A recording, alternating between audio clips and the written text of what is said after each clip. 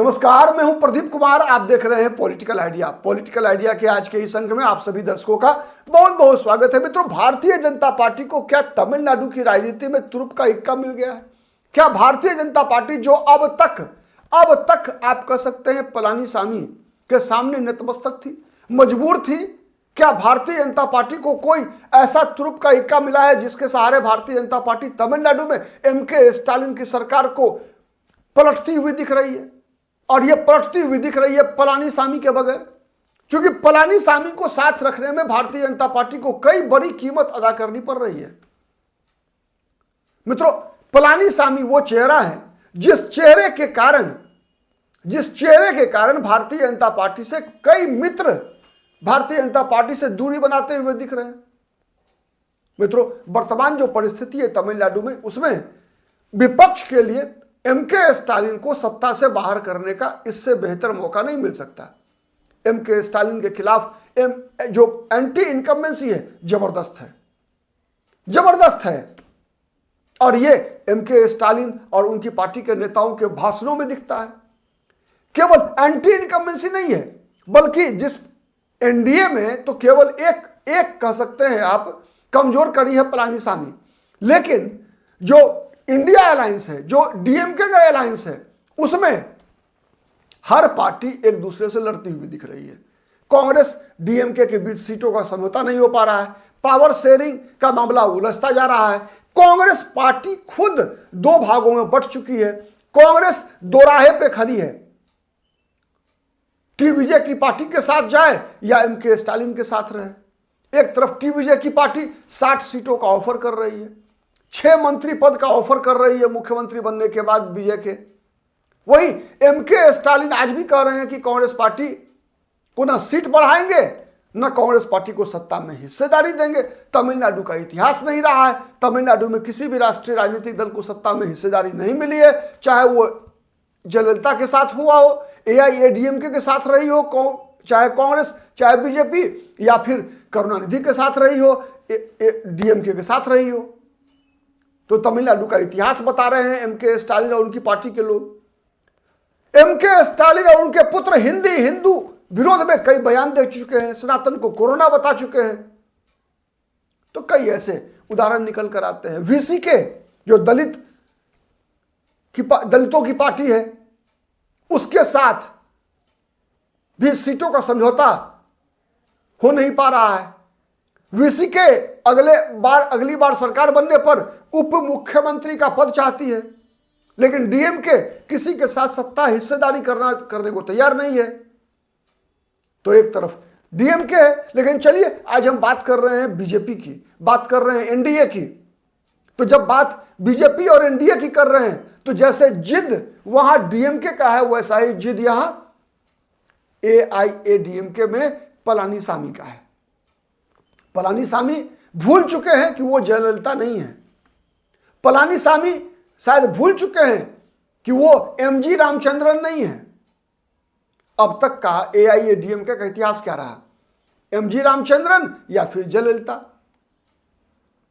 पलानीसामी कोई करिश्माई चेहरा नहीं है, लेकिन पलानीसामी को लगता है कि वो एमजी रामचंद्रन जैसे पार्टी चलाते थे, जैसे जयललिता पार्टी चलाती थी, वैसा ही वो भी कुछ कर सकते हैं। परिणाम क्या है? परिणाम है कि लगातार पलानीसामी के कारण कई सहयोगी जो बीजेपी के साथ आ सकते हैं, एनडीए के साथ आ सकते हैं, वो जुड़ने को तैयार नहीं है, या फिर पलानीसामी जोड़ने को तैयार नहीं है, यह भी कहना चाहिए।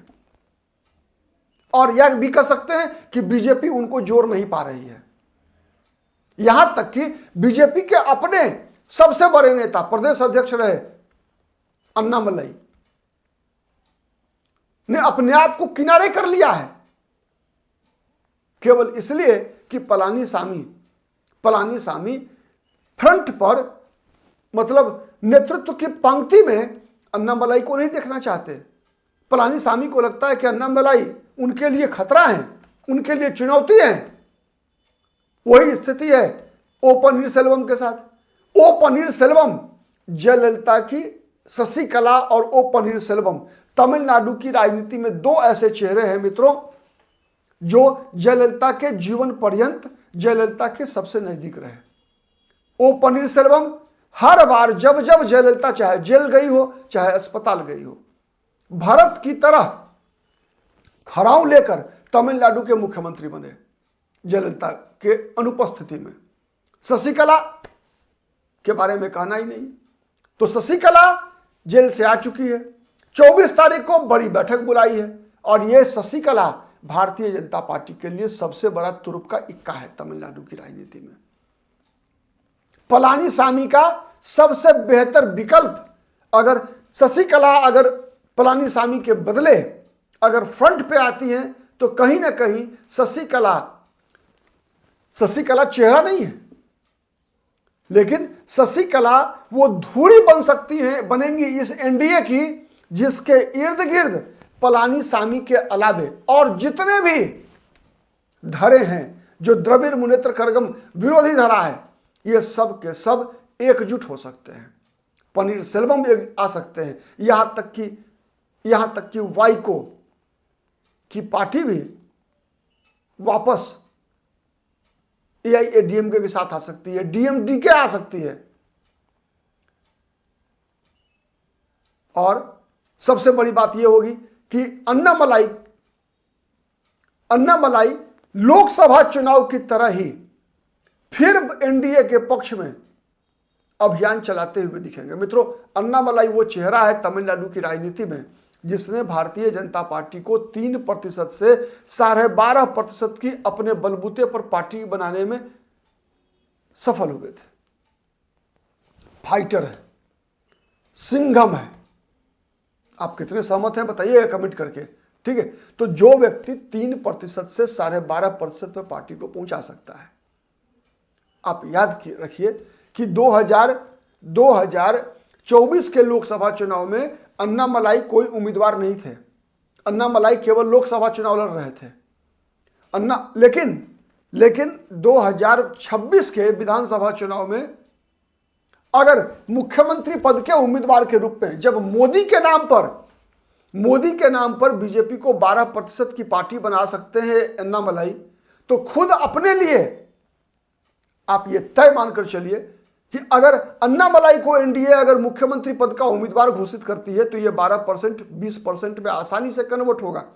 आप देखिए तो अभी अगर 4 चेहरे हैं मित्रों, बड़े चेहरे तमिलनाडु की राजनीति में, एमके स्टालिन, पलानीसामी, विजय और अन्नामलाई। अगर किसी निष्पक्ष एजेंसी के द्वारा एक सर्वे करा लिया जाए तो मेरा मानना है कि युवाओं के बीच ऐसे तमिलनाडु की ऐसी आबादी जो ईमानदारी, कर्तव्यनिष्ठा, समर्पण, अनुशासन को प्राथमिकता देने वाली आबादी है तमिलनाडु की। मुझे लगता है थलापति विजय, एमके स्टालिन, पलानीसामी पर भारी पड़ेंगे अन्नामलाई। तो एक पलानीसामी के कारण अन्नामलाई बाहर, दिनाकरन बाहर, पनीरसेल्वम बाहर और ऐसे कई, डीएमडीके के विजयकांत की पार्टी बाहर। अगर सीधा फॉर्मूला है, अगर शशिकला एकमात्र चेहरा है जो धुरी बन सकती है, तो क्या इस धुरी का कितना लाभ बीजेपी को मिल पाएगा, कमेंट करके आप बताइए। और बने रहिए पॉलिटिकल आइडिया के साथ। हमारी नजर हर उस खबर पर होती है जिसका संबंध, जिसका विश्लेषण आप सुनना चाहते हैं, समझना चाहते हैं, जानना चाहते हैं। हमारा विश्लेषण पसंद आता है मित्रों तो प्लीज लाइक कीजिए, शेयर कीजिए, जिससे कि अधिक से अधिक लोगों तक हमारी बातें पहुंच सके। अब तक यदि पॉलिटिकल आइडिया को सब्सक्राइब नहीं किया है तो प्लीज सब्सक्राइब कर लीजिए। आज के लिए इतना ही, बहुत बहुत धन्यवाद।